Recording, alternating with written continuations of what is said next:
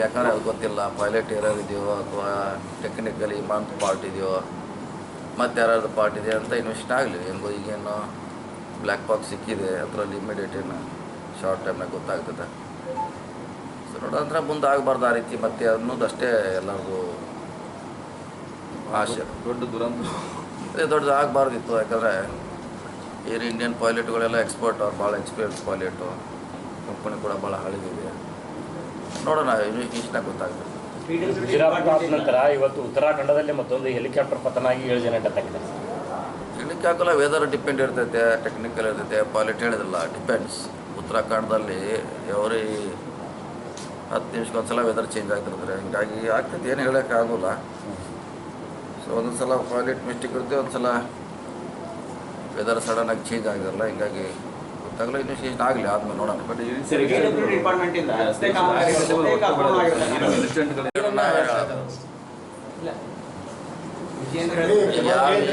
ಯಾವ ವಿಷಯದಾಗ ಸುಳ್ಳು ಹೇಳಿದ್ರು ಚರ್ಚೆ ಆಗ್ಬೇಕಲ್ಲ. ಅದ ಹೆಚ್ಚೇನೋದಾಗ್ಬಂದು ಯಾವ ವಿಷಯದಾಗ ಸುಳ್ಳು ಹೇಳಿದ್ರೆ ಚರ್ಚೆ ಆಗ್ಬೇಕ್ರಿ.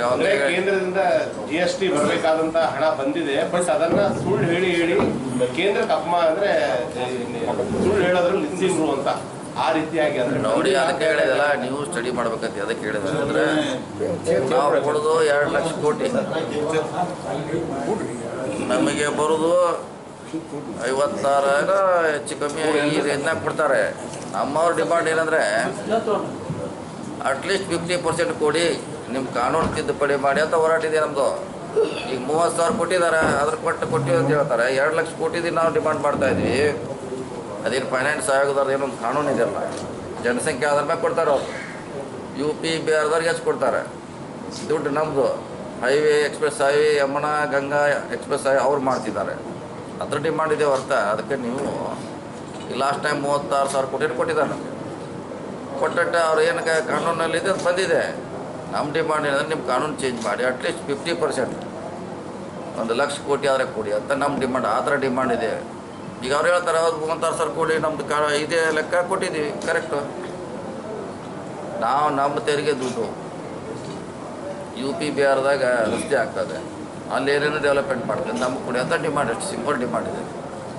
ಈಗ ರಾಜ್ಯದಲ್ಲಿ ಪದೇ ದಲಿತ CM ಚರ್ಚೆ ಆಗ್ತಾನೆ ಈ ಅವಧಿಯಲ್ಲಿ.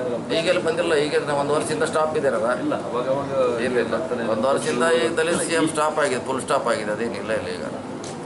ಈಗ ಹೊಸ ಎಲೆಕ್ಷನ್ ಆದ್ಮೇಲೆ ನೋಡೋಣ. ಈಗ ಯಾಕೆ ಈ ಅವಧಿಯಲ್ಲಿ ನಾವು ಸಿಗಲ್ಲ. ಇಲ್ಲ ಈ ಅವಧಿಗೆ ನನ್ನ ಲೆಕ್ಕಲೇ ಇಲ್ಲ. 28ರಲ್ಲಿ ಏನಾರ ಅದ್ರ ಬಗ್ಗೆ ಗಂಭೀರ ಚರ್ಚೆ ಮಾಡೋದು.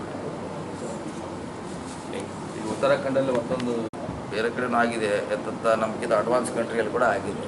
ಅದಕ್ಕೆ ಸವಾಲಿಲ್ಲ, ಅದೊಂದು ಸರಿ ಆಗ್ತದೆ, ಏನು ಮಾಡ್ಲಿಕ್ಕೆ ಆಗೋಲ್ಲ. ಈಗ ಟ್ರೈನ್ ಆಕ್ಸಿಡೆಂಟ್ ಆಗ್ತವೆ, ಬಸ್ ಆಗ್ತವೆ, ಏನೇನು ಆಗ್ತಿರ್ತಾವೆ.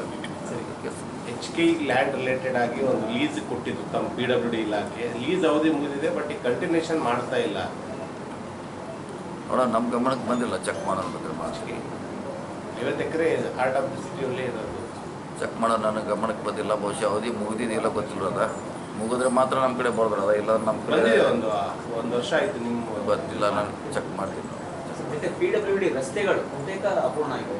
ಇಲ್ಲೇ ಒಂದು ಸಿಗರಳ್ಳಿ ಕ್ರಾಸಿಂದ ಯಡ್ರಾಮಿ ತಾಲೂಕವರೆಗೆ ಹೋಗ್ತಕ್ಕಂಥ 4 ವರ್ಷ ಆಯಿತು. ಪಕ್ಷಕ್ಕೂ ಅವ್ರ ಹೇಳಿಕೆಗೆ ನಮ್ಮ ಪಕ್ಷಕ್ಕೂ ಏನು ಸಂಬಂಧ ಕಲ್ಪಿಸೋರು? ನೀವು ಏನು ಮಾಡೋಕ್ಕಾಗಲ್ಲ. ಅವ್ರು ಬೇರೆ ಪಕ್ಷದಾಗಿದ್ದಾರೆ, ನಮ್ಮ ಪಕ್ಷ ಬೇರೆ.